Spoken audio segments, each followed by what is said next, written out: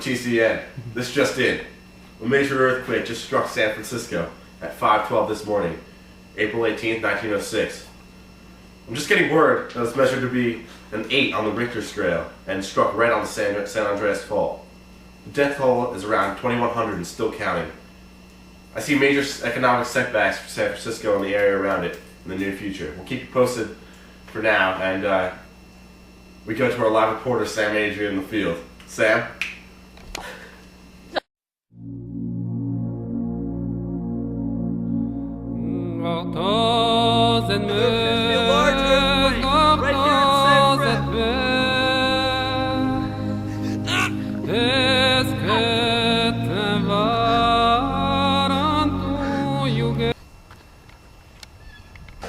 Hey, is that a Kodak? Hey, you look so good. This is a Kodak Mosey. You shake it, gotta play a life. It's a Kodak moment. Let me go and get my camera. All I wanna know is. Now to Sam Adrian with a special report from the baseball world. Guys, I'm here with Cy Young of the Boston Americans. Hi there, Sam. Thanks for having me. Mr. Young, can you tell me about your time in the New American League? Well, it was an interesting move from the National League. I accepted a $3,500 contract from Boston, and I've loved it ever since. Mr. Young, who's the most feared hitter you've ever faced? Well, during the dead ball era, Ty Cobb gave me a hard time. Thanks, Cy. Back to you, Charlie and Jane. Hey, Cy, my son's a big fan. Can you sign this? Sure, Sam. Hey, thanks. He's gonna love it. No problem. On the Triangle Sure Race factory fire. Last week, 146 garment workers died in the Sure Race factory fire. Most of them were women, and they could not escape because the doors to the stairwells were locked. The factory was visited this weekend by Sydney James. Here she is. Sydney.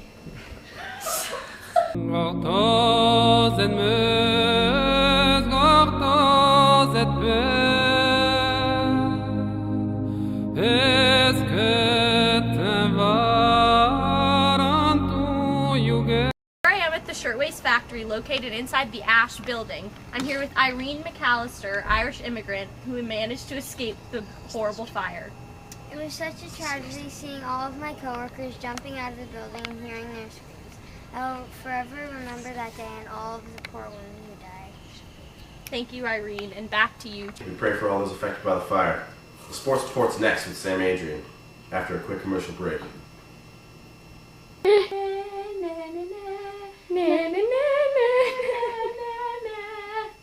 Boys, your oats are ready. Go. Let's go.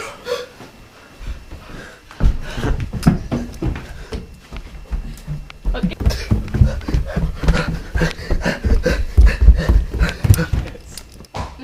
These are my oats.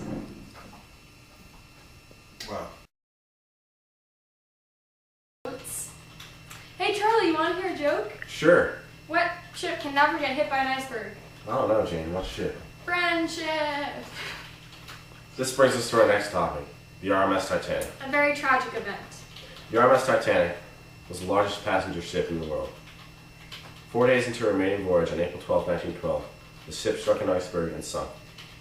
1,517 of the 2,223 people died due to miscommunication, ignorance, and the fact that there were not enough lifeboats for the amount of people on board. The protocol of women and children first was followed. Interesting. Yeah. Did you know the chief designer of the Titanic had a lisp? That's unthinkable. We've created a large montage commemorating all of those who lost their lives in this tragedy.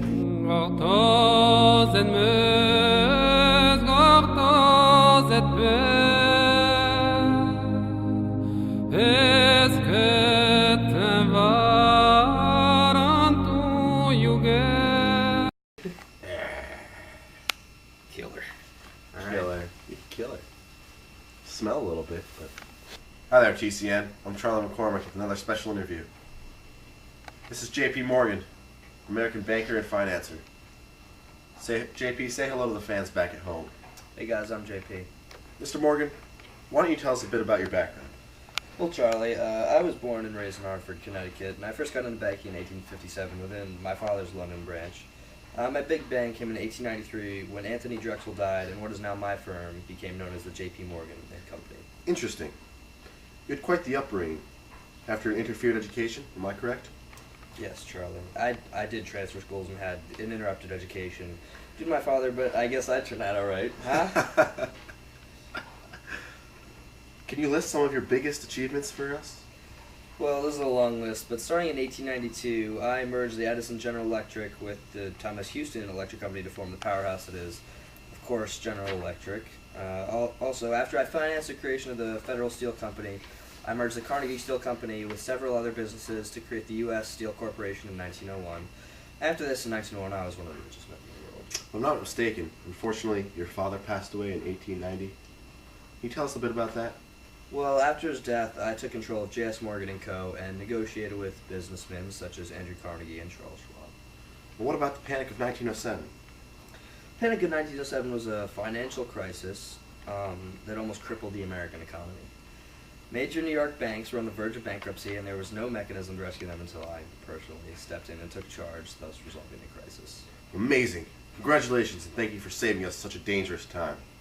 Well, folks, I'm Charlie McCormick. This is J.P. Morgan. Back to you, HQ. Thanks for watching TCN. Until next time, I'm Charlie McCormick. And I'm Jane Penoyer.